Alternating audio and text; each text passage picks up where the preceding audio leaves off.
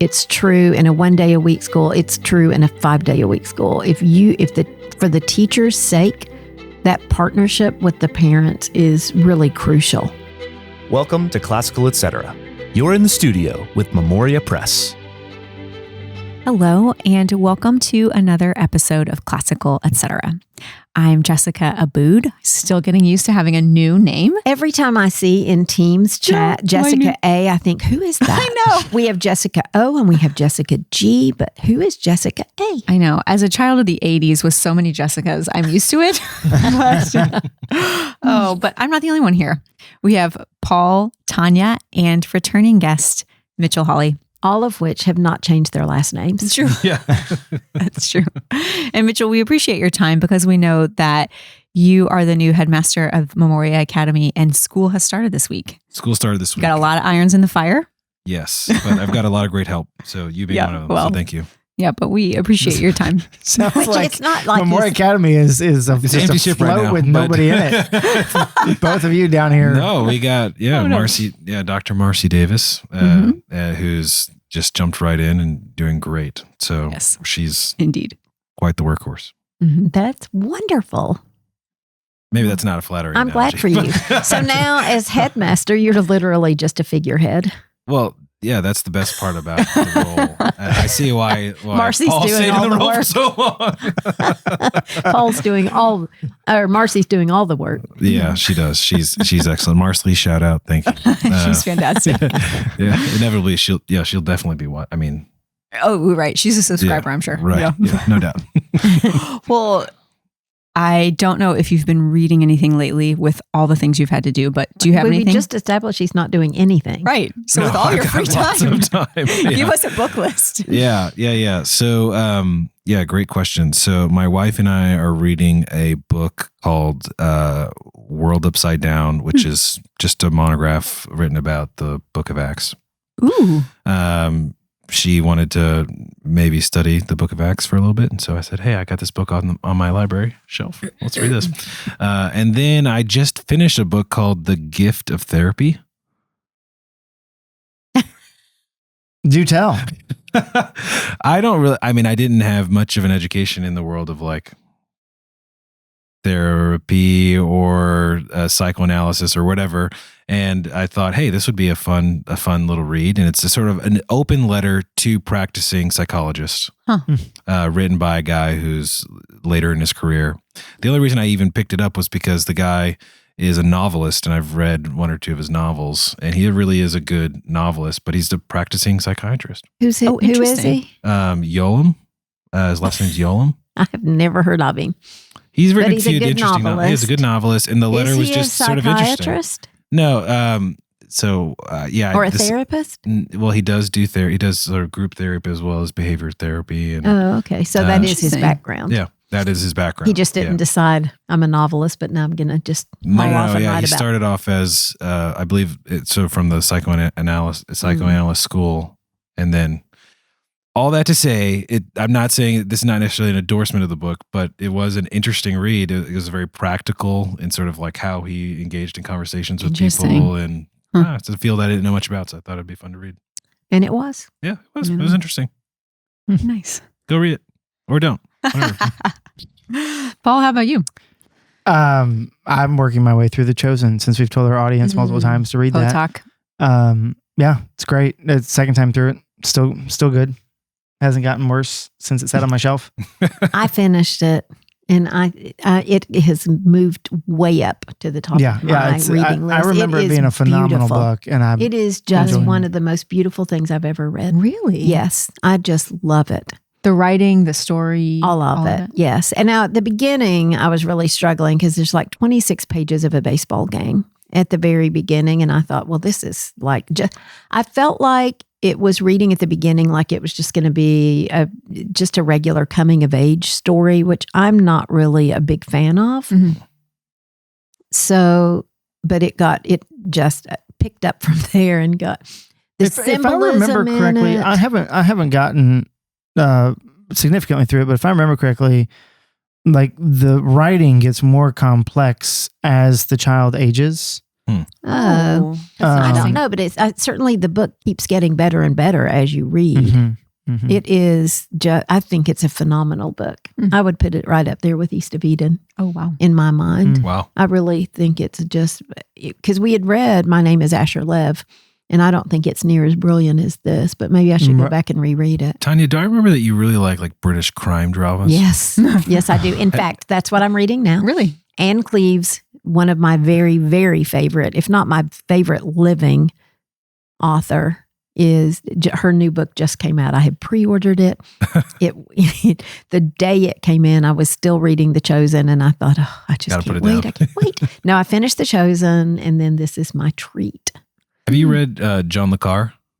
I have not. No, Okay. that's like spy novels, right? Yeah, it's adjacent, I suppose, to the British crime yes, drama, but the British spy drama. I do like a spy drama. Do you like?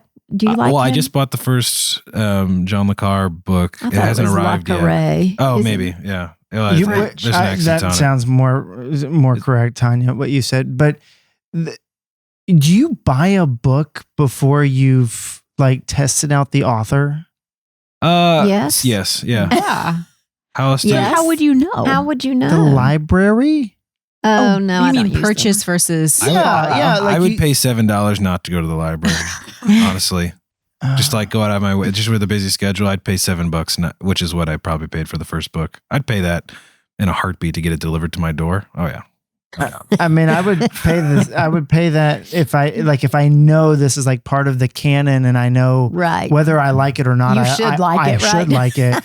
But if it's Well, like, I heard that this guy was like the sauce when it came to British spy novels. He's like the author. Yeah, I wouldn't. I'd like to try him. Yeah, we should read one together. Yeah, let's read one. I just got the first one. Okay, give me the name of it and I'll get it. I think it might be Tinker Tailor Soldier Spy. Oh, yes, that's the most famous oh, one. I think that's didn't the they most make a famous movie of They did, That's yeah. why it's so famous. yeah, It's yeah. because of the movie. Okay, I'll get it. Would you? Yes, I will. Oh, that'd be good. Yes. I'm super But I have pumped to finish Anne Cleeves, but it's going quickly. It's like, a book that you know that you're going to love. You already know the characters. You love the characters. It's a Vera Stanhope, which there's a BritBox has a Vera series that I love wow. also. Okay. Huh. I just love everything about her writing. But it's just your typical British murder mystery. It's not The Chosen. But you're going to really relish it. And so you want to just read it quickly, but you also want not to. Slow down. Right. Take some evening tea with it. That's right. Kind of put it So next at to night, I've gone back to How to Think Like Shakespeare. I had a little blip. In August, it's just a blip for us anyway. But now I'm reading a chapter a night, which is slowing me down on Vera, which is a good thing because then it'll last a little bit longer. well, Savor it. while you're talking about all your guilty pleasures, I'm like 2 books away from finishing the Joe Pickett series. Who's that? Joe Pickett. It's a You've talked about it game before. warden. Yeah. Game warden in Wyoming. Don't recommend the books, but if you just want something to just mindlessly like Light, listen right. to or read lightly, A guy who just gets to walk around the woods all day.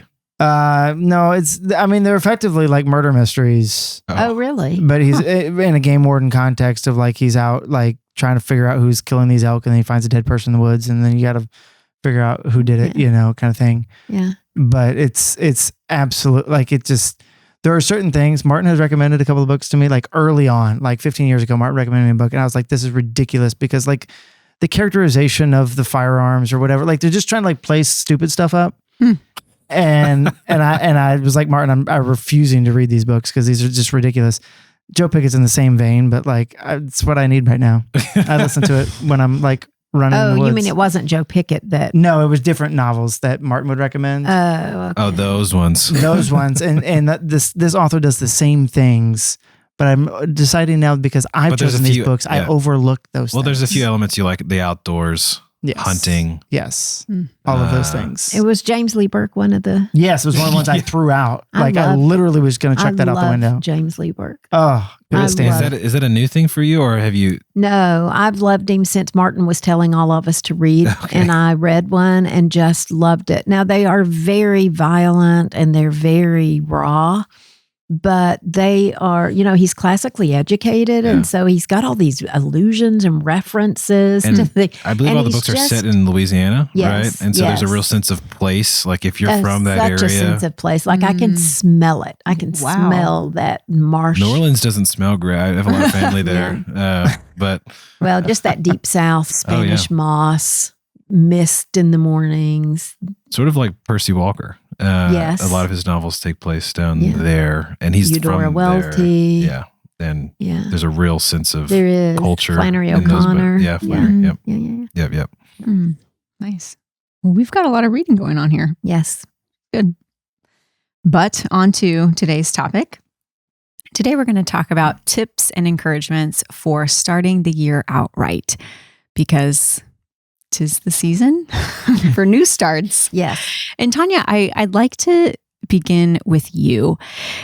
I think when people think about starting the year out right, it's easy to get caught up in the mechanics of how to have a daily routine. But I actually want to start before that. Can you talk about the preparation that you would recommend for a homeschool parent or a teacher in any form? What are the things they need to be thinking about and doing before they even start thinking about daily routines for school? Yeah, this is an interesting question for me since my husband just started teaching third grade. And so all of the prep that he didn't have time to do, he sees now he should have. It would have made his life a lot easier if he had done it. And the really one of the things, and it's late now, I mean, but maybe for next year for people, it's just to, to really learn the curriculum, to actually go through the curriculum. But now, last minute, you've got your curriculum, it's time to teach. I would say definitely read all the teaching guidelines. If you're, I'm assuming you're using our curriculum, right? Go through all the teaching guidelines, get an idea, sort your books and get them organized, because there's so many of them and it can be complicated to know which books you need to do each thing and what a daily lesson should look like. But I would also say, and also have a schedule, which I know I've said a million times on here, and stick to it as best you can. An actual schedule, an actual starting time. The ending time's a little harder. It was harder for me because I had a pencil twirler who just, he had a certain amount of work and it was just going to take him till dinner time. It didn't have to. But the start time can be set, and then you get you just get off the ground running, and then your energy level is just going to continue to go downhill. And so will your children's energy level. But the disclaimer I would give is not to think you have to do it all at the very beginning. Just especially if you're doing like an entire one of our core packages, I get a lot of forum posts about this now. It's just, don't feel like you have to do it all. Don't feel like you have to get, if you're a K-2 teacher, all of the enrichment done. Our teachers don't get it done because they don't have the time. Figure out what you need to focus on. And we can help with that. What is the focus? And get those things done. And then gradually add things. It's amazing to me, the first year that I taught in the classroom, how slow. Like I got probably 3/4 done. The second year, I got everything done, and I could have done more. Just that familiarity with it, which is great for a school teacher, because every year you get better and better and you really master what you're doing and you figure it out. For a homeschooler, you're teaching a different, every year is different. And so that is a bit harder. But then your second child coming through and your third child, really by your fourth child, you've got it down too. But you've got so many years that you have to get down. So that is a more complicated. So maybe trying to start a little early, like in the summer, maybe trying to read through the guides even that far in advance? Oh, yes. Yeah. I would say yes. If my husband had done that, instead of having to do it now, week by week. Well, we hadn't had this podcast yet. So. As he goes. But it'll help with efficiency.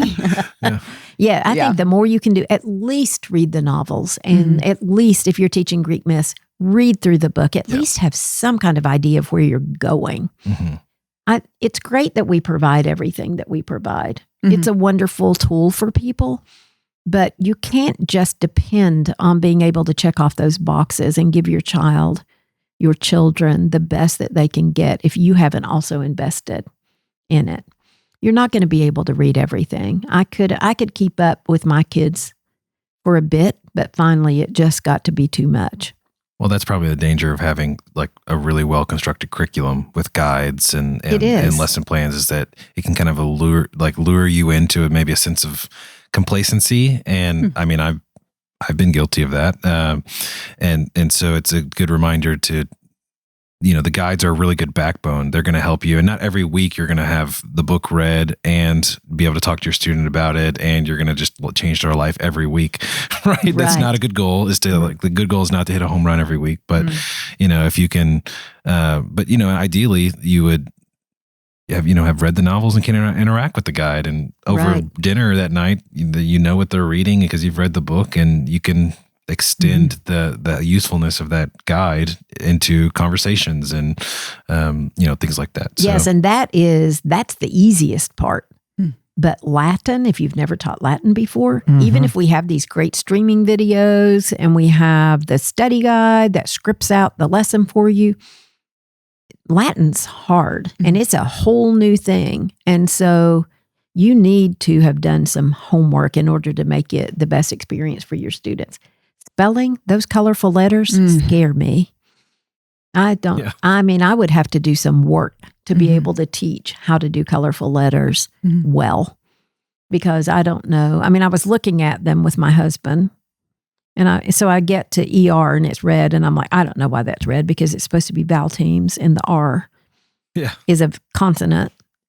Well, so it's a controlled vowel, which is still considered a vowel team. Well, I don't know that kind of stuff. And so I really would have had to have done some major homework in order. But, Cheryl always told me that grammar school teachers weren't good spelling teachers because we don't know phonics, which is true. I'm sorry. I'm just over here laughing because I recalled years and years ago, I was talking to a friend who was Mexican, and we had just sang like a hymn together, and he was like, I didn't know it was possible to sing the letter R. He's like, you Americans have an amazing ability to sing the letter R. And because, in Spanish, right, you would be, the vowels are what you would hold and the consonants you would never hold.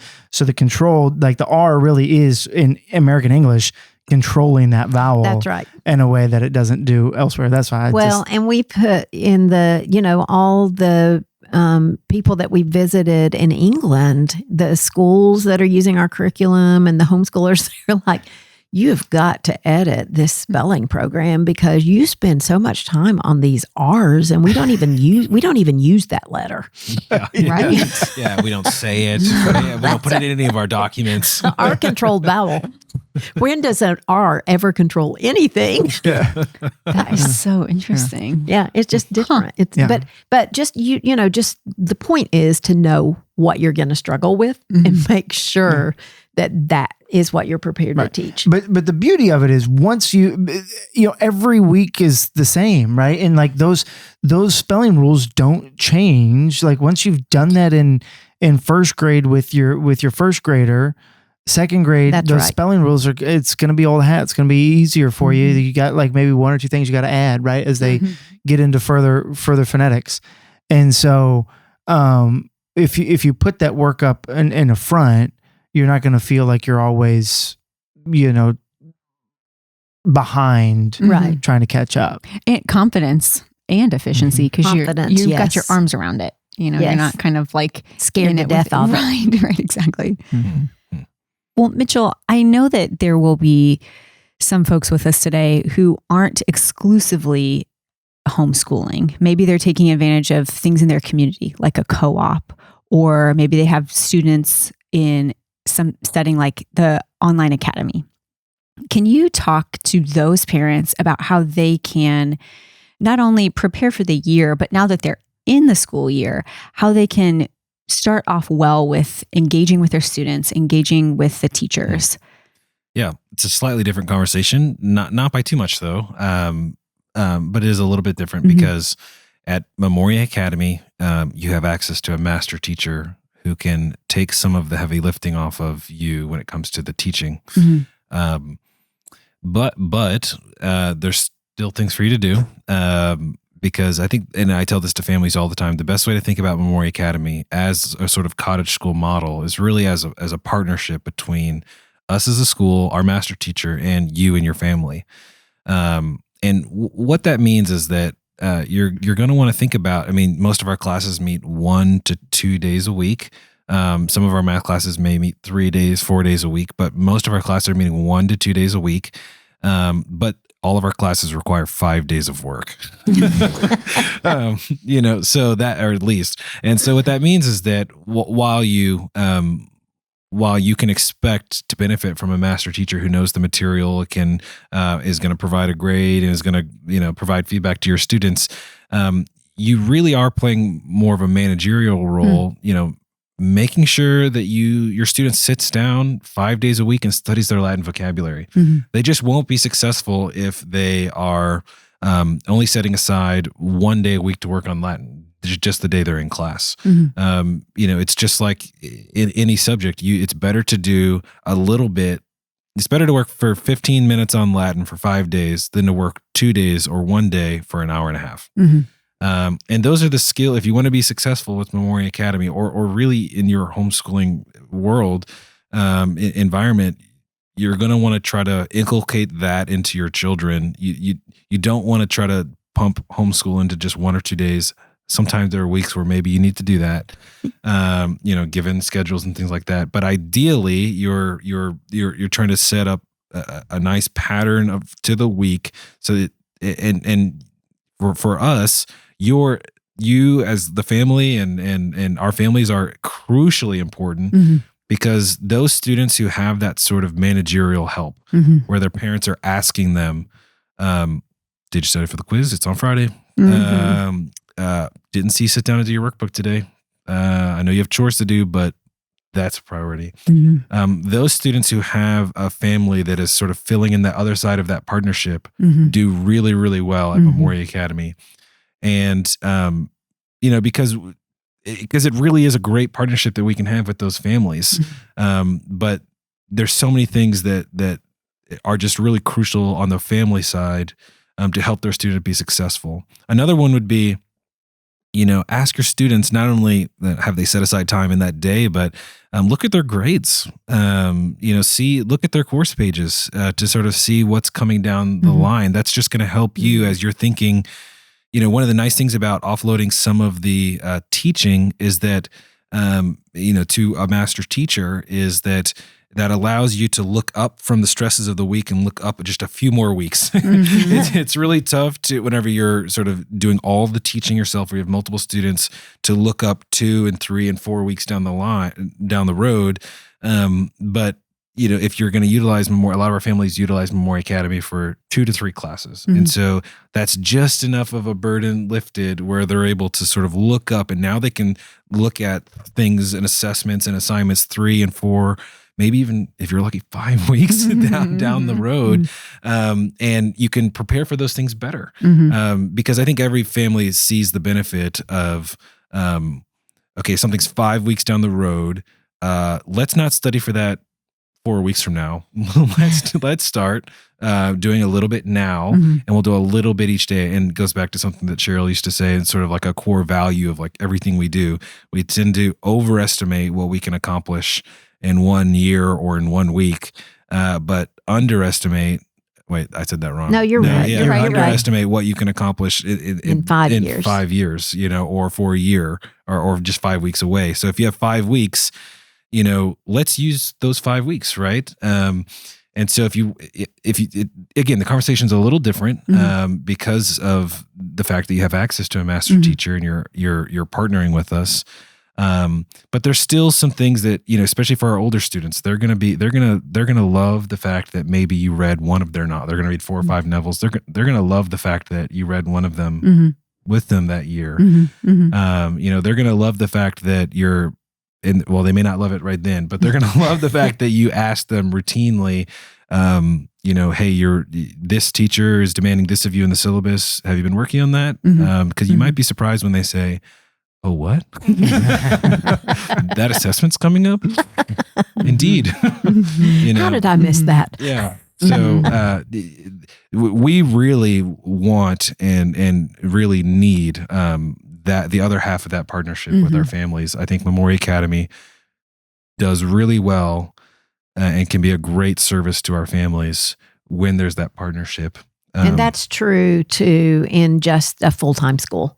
Right. Also, it's true in a co-op. It's true in a 1-day-a-week school. It's true in a 5-day-a-week school. For the teacher's sake, that partnership with the parents is really crucial. And for the child's too. And for the child. Yes, for the sake of the child. Right, exactly. Yes. Yeah, it takes a village. Well, it really does. It can. Yeah, it certainly can. But yeah, Memoria Academy is, and we see this every year. We have a lot of students. We tend to have sort of a hotbed of families that just every year their students are sort of the core of our entire student body. And those families, I think, really get the partnership. And they are the ones who, whenever I talk to them on the phone, they say things like, oh, yeah, and they has a quiz in Dr. Dre's class coming up. And so, no, all the extracurriculars are out. And, they really clean up their schedules during the school year and get rid of those things because there's only so many hours a day. Right. And those hours have to be structured and they have to be limited on the things that are important. It's a huge advantage, though, that the students are accountable to somebody, accountable to quizzes and tests. Deadlines. Yes. Even when my kids were going to Cheryl's 1 day a week and then 2 days a week and taking logic with Martin. And I could say, Mr. Cawthron expects you to have this done. And it just took a lot of pressure off of me. That's a huge gift.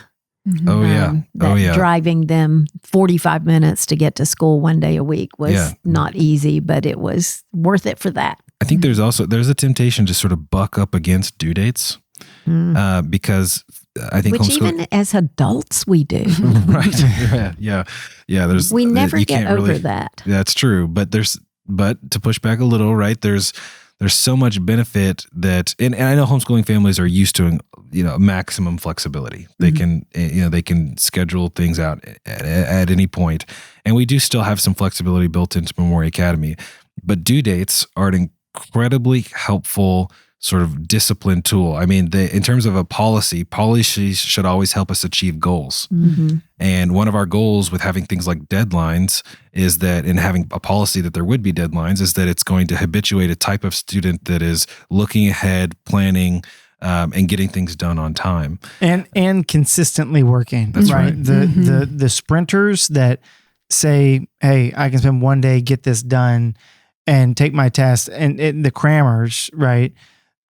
If we don't have deadlines and we habituate them to doing that, then they're going to have just a regular routine of, I have to absolutely drop everything to focus on this one thing for 6 hours, get it done, and move on, which, great, maybe you can focus for 6 hours. Most of us can't. But you're not going to, by not requiring those deadlines, we actually are encouraging the student to cram and not fully master the material and actually learn. I call that the binge culture that we have today. And this is particularly true of students that are very bright. Students that are very bright that can study in 1 day and do really well on all the assessments. We shouldn't let them. Right. And we shouldn't let them do that because it sort of feeds that sort of like Netflix binge culture where you're not building good habits. You're not a moderate person or a temperate person. Your student may be able to do that, especially if they're gifted, but what sort of person are they? Right. And they're going to need those skills, moderation, temperance, discipline, faithfulness. They're going to need those virtues, and those can only really happen if you habituate them. Right. Which I thought that was really good when you said, you can do your Latin workbook in a day. Sure. But it's not ideal. Ideally, it would be a discipline that every day you would do a little bit, that that there's one reason is because then it actually becomes part of who you are, and part, it really, you end up mastering it instead of, I got through high school by cramming. I could memorize anything, and I could memorize it quickly. But after the test, I never really retained. It was not good. But Shame on you. I know, but that's just the way I functioned. But I in my defense, I had a very poor high school experience academically, and I was never challenged, and that was that was a shame. I wasn't really educated till I got to college, but doing Latin every single day, it not only is a discipline, but it also means you're living with it. Yeah. You're living with it every day. And so I think that's a huge benefit. And you might even try to, I think that's something that's accomplishable even in a homeschool setting. Where you sort of, you try to make your students slow down and do a little bit each day, recognizing that the outcome is not just that they get a good grade. If that was the only, or they passed the quiz, if that was the only outcome that we wanted in a school environment, then we would just let the crammers cram. But crammer's going to cram. That literally sounds like a Taylor Swift song. It does. It does. I hate myself now. But that's not our only outcome. We are trying to create virtuous students. And I same with me, same here. Tanya, I did a lot of cramming when I was young. It was very common for me to pull all-nighters in college as a result, because there's no reason that a student should do an all-nighter.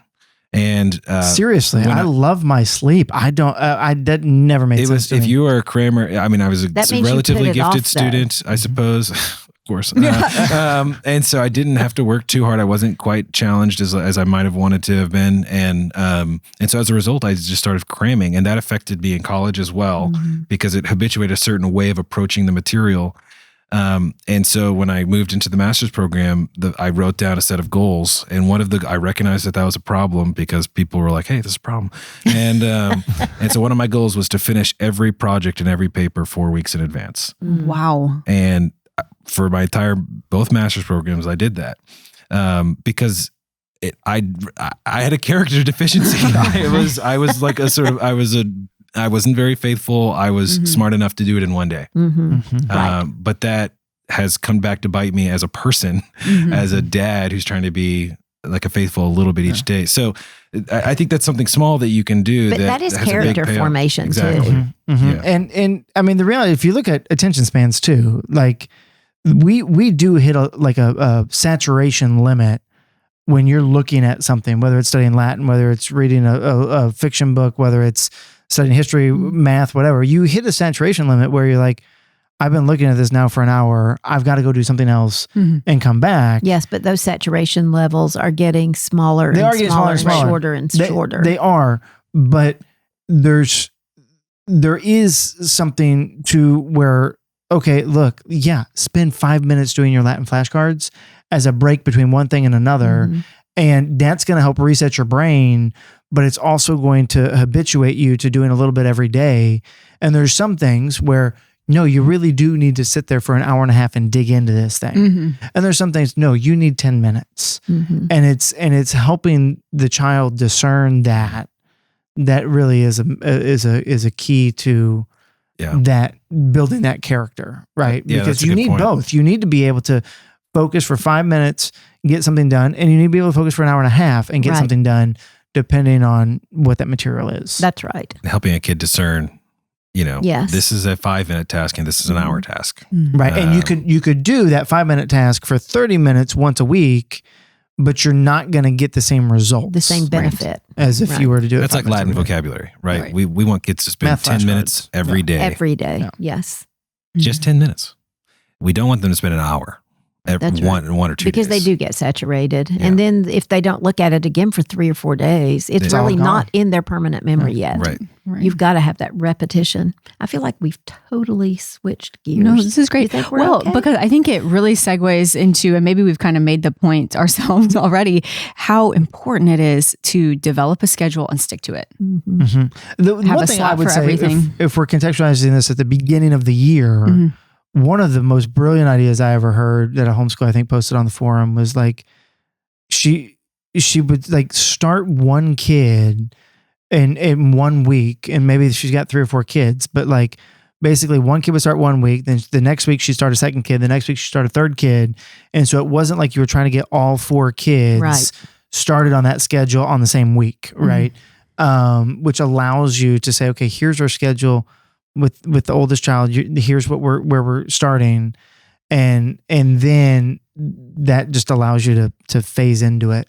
And there's another way to do that too. You can start just a few subjects.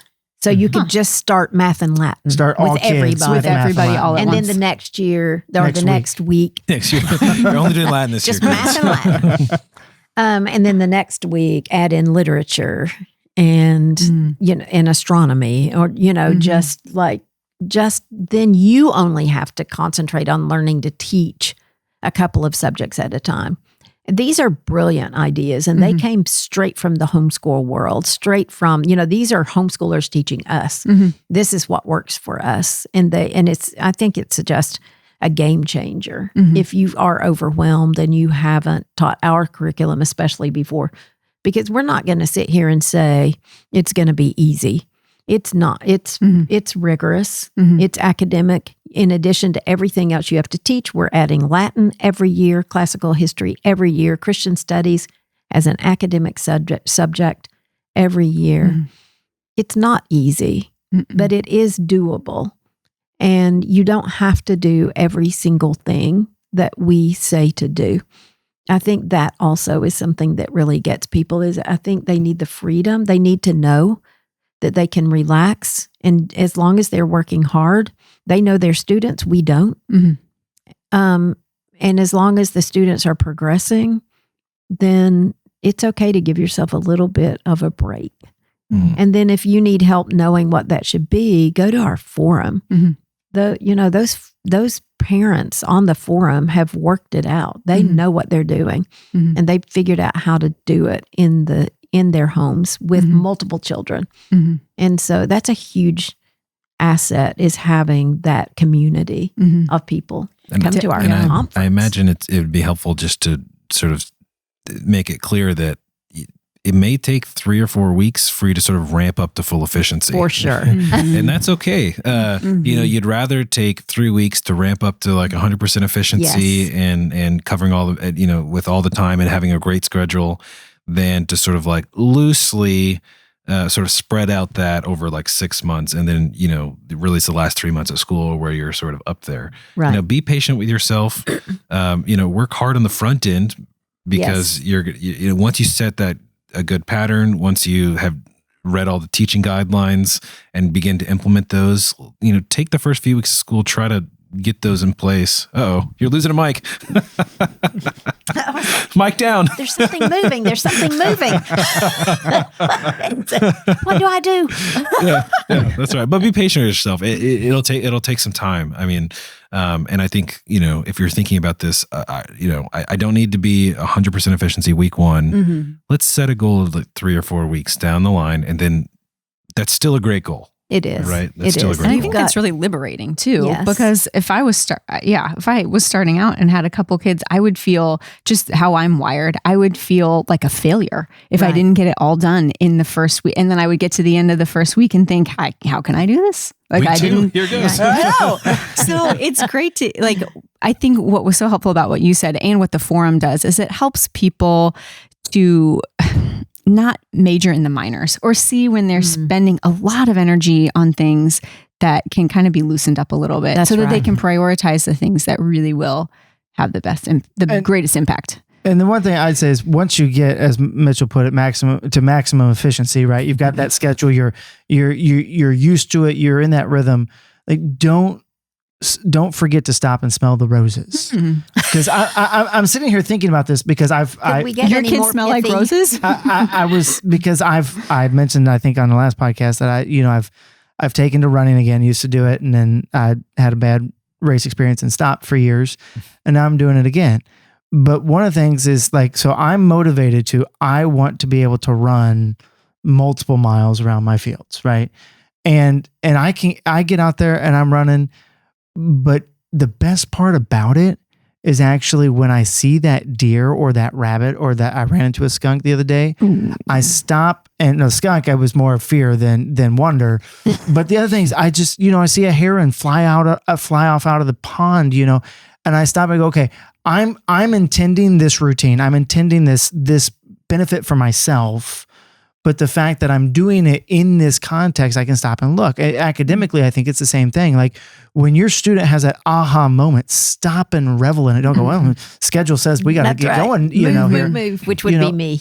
Yeah. Oh, I know. It's easy to laser focus on tasks Yeah. and you miss those things to be so grateful for, or take so much joy in that you can really share with your kid in that moment. Right. Like if they see, I think back to when Nick read the Iliad and the Odyssey, and he just absolutely loved them.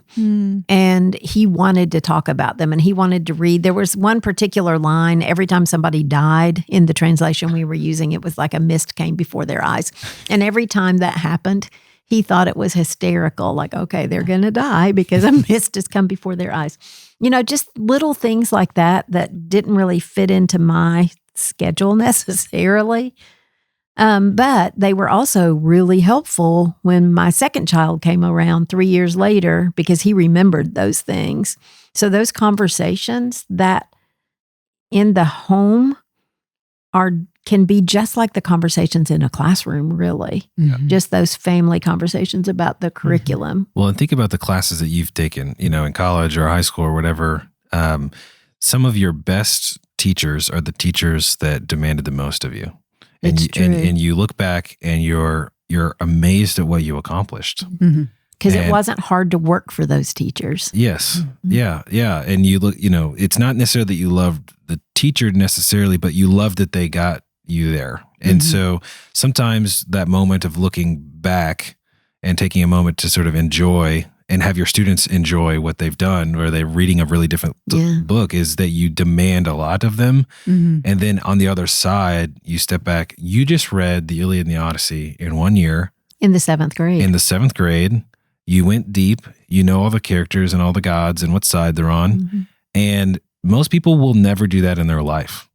And when most students realize that, they're like, I didn't want, like the whole time they didn't want to do it. The whole time it's like, this is hard to read. There's so many characters. I have to memorize all the gods. And then they get to the end and you just read a book that is like the Bible for Western civilization. And most people, it's referenced all over society. Most people will never get that. And at 7th grade or 8th grade, when you read this, you are already more culturally educated than most people. That's true. Yeah. Wow. Yeah. It's nice to recognize that. Yes. And not to lose track of that long-term benefit and the long-term accomplishment. Yeah. Because like those moments that you find of like joy and awe on the trail are the reward and fruit of you having got up early or stayed up late and got out there. Right. Are you getting up early? I've done that once. No. Mostly it's in the evenings. Yeah, that's fair. I mean, fair. Yeah, it's so hard. But it's the best time to do it is right when the sun's coming up, right when the sun's going down. Because it's when all the corpuscular animals come out. Plus you have such beautiful sunsets. I don't know about your sunrises, but you've got beautiful sunsets out there. Yeah. Good sunrises. I've been out there for a sunrise. Yeah. Yeah. Schaefer Farms. To shoot a deer. To shoot a deer or two. Yeah. Or 3. Oh, well, final encouragement to the family that's just starting the school year. Can we have everybody go around and just say one final encouragement? So you can do it. You can do this. You can. It is educating in the home is not a modern phenomenon. This is a long-standing, been done through millennia, and you're the best person to do it. So. That's right. That's good that you are the best. You've taken control of your children's education, and it's a huge responsibility, but it is also a joy and a privilege. Yes, to be able to. It is a privilege in this country. It's we have one of the most accessible, homeschool friendly countries out there. I mean, there are countries where it's illegal to homeschool, to take control of your child's education. Yeah, we have kids in other countries who use our. It's quite challenging So for it them. is a privilege. Yes. Yeah. Yeah. Yep. Yep. I would say that, maybe Memoria Academy can help. If you have a lot of family, a lot of kids, or if there's some subjects that you're struggling with, I think you can do it. But if there's a year or two where maybe you would benefit from Memoria Academy, we love partnering with families, for educating their kids. We're on board for that.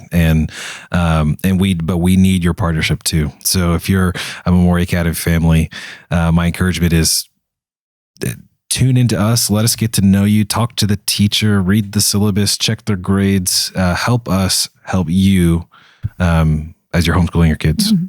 Make the year a success. Yeah, let's make the year a success. Well, thanks for joining us today. We'll be back next time. Thanks for joining us today on Classical Etc. by Memoria Press. If you like what you heard, please like, subscribe, or share this episode or comment. We love to hear your questions and your comments. If you want to learn more about Memoria Press, please go to memoriapress.com. This has been Classical Etc. We're so glad you joined us, and we'll see you next time.